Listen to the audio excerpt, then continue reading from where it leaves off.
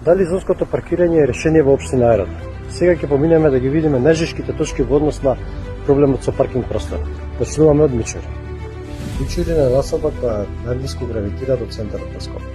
Овде цената за стан изнесува околу 2000 евра. 2000 евра за квадрат, а паркинг на улица. Сега сме на улицата Милан Зечар во Стара Ајрат.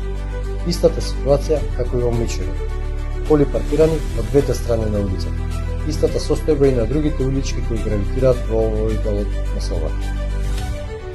Поминуваме во делот каде што има зонско паркирање, односно на паркингот што води до пазаршето во Ајрат.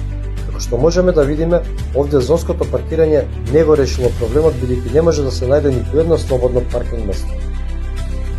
Тука поминуваме на паркингот кај Три бисери, каде што исто така има зонско паркирање, меѓутоа паркинг простор нема. Уште еден доказ дека зонското паркирање не е решение за проблемот со паркирање во Ајрат. И најпосле Реонски центар и Ново Лисиче, населби каде што највеќе е застапен проблемот со паркирање.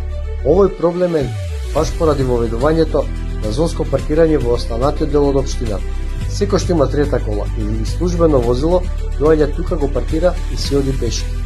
Со воведувањето на зонско паркирање и во овој дел на општината, проблемот само ќе се префрли во дел каде што нема зонско паркирање и така нема да се реши проблемот. Решението е јасно. Изградба на нови капацитети за паркирање, подземни, надземни и монтажни гаражи и конечно воведување на ред, а не само наплата без основа.